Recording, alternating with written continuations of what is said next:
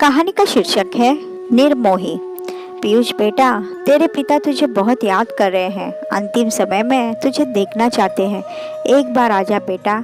दमयंती जी करुणा विगलित स्वर में अपने इकलौते चिराग पीयूष से प्रार्थना कर रही थी। माँ, कोशिश कर रहा हूँ। कंपनी में छुट्टी पहले से लेनी पड़ती है, ऐसे अचानक नहीं ले सकता।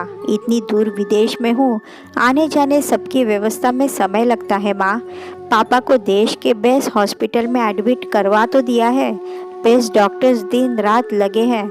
मैं आकर क्या करूँगा? मुझे तो खुद अपने लिए समय नहीं मिल पाता है। आप लोगों की यही तो ख्वाहिश थी कि उनका बेटा विदेश जाए, समाज में इज्जत बढ़ाए। इन्हीं ख्वाहिशों को पूरा करने में मैंने अपनी ख्वाहिशों का गला घोट दिया।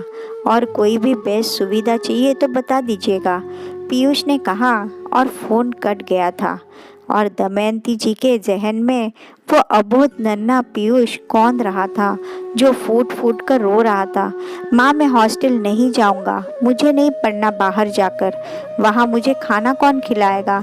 अभी तो मुझे अपने जूते की लेस बांधनी भी नहीं आती है। माँ, मुझे आपके पास रहना है। नन्हा पीयूष बिलक रहा था।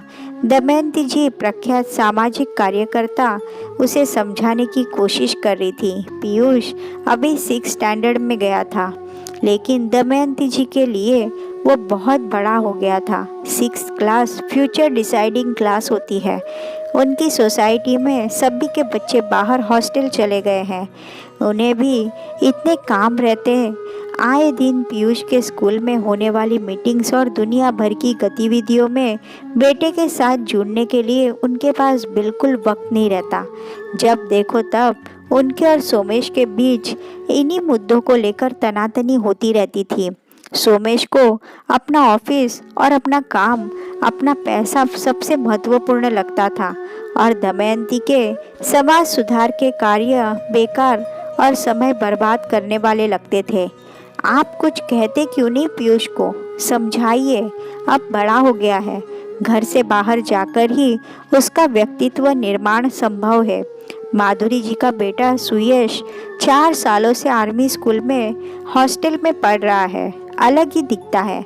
माधुरी जी बड़ा दम करती है उसे लेकर। अब मैं क्या बोलूं? तुम्हें जब मेरी कोई बात सुननी ही नहीं है तो ये तो अभी बहुत छोटा है, ये क्या समझेगा? तुम क्यों नहीं समझ जाती हो कि अभी से इसे बाहर नहीं भेजना चाहिए? थोड़ा बड़ा हो जाएगा तो समझ ही आ जाएगी, तब भेज देंगे। सोमेश के कहते ही दमयंती का स्वर तेज हो गया। बहुत छोटा है, बहुत छोटा है कह कह के आपने ही इसका दिमाग चढ़ा दिया है। अरे, जब एक दिन बाहर जाना ही है तो अभी से आदत डाल लेने में हर्ज ही क्या है? यहाँ घर पर ही रहता है तो भी आपके पास तो समय नहीं रहता उसके लिए। मुझे ही उसके साथ लगे रहना पड़ता है।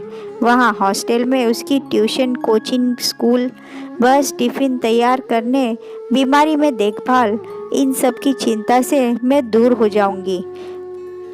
हाँ, दूर होकर क्या करोगी? वही समाज सुधार के चोचले दिखावटी सुधार है। सब तुम्हारा बाहर घूमने फिरने और घर की जिम्मेदारियों से बचे रहने का ढोंग है। अभी ही तुम्हारे करने से क्या कर पा रहा है? इतनी छोटी 5वीं कक्षा में क्या मार्क्स आए हैं इसके? मुझे तो शर्म आती है इसे अपना बेटा कहते हुए। Best school, best coaching, best सुविधाएं, सब कुछ तो कर रहा हूँ बेस्ट। पापा हूँ मैं। नौकरी क्या होती है, कैसे मिलती है, पैसे का महत्व समझ में नहीं आ रहा है इसे। मेरे साथ के सभी सहकर्मियों के बच्चे विदेशों में सेटल्ड है। मेरे बेटे को देख लो, दब्बू कहीं का, माँ की आंचल से बाहर ही नहीं निकलना चाहता। मेरी इज्जत डुबोएगा ये। एक ही तो है, और किसे क्या उम्मीद रखूं? सोमेश जी उत्तेजित ऊंची होती आवाज के बीच ही, माँ, मैं हॉस्टल जा रहा हूँ। सारा सामान मैंने बांध लिया है।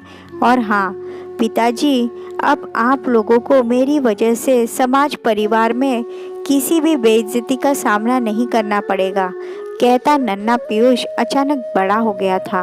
उस दिन वो घर छोड़कर जो हॉस्टल गया तो फिर पलट के नहीं देखा। जैसे निर्मोही सा हो गया था। घर आना ही नहीं चाहता था। माँ पिताजी भी उसे हॉस्टल में रखकर कोचिंग करते देखना चाहते थे।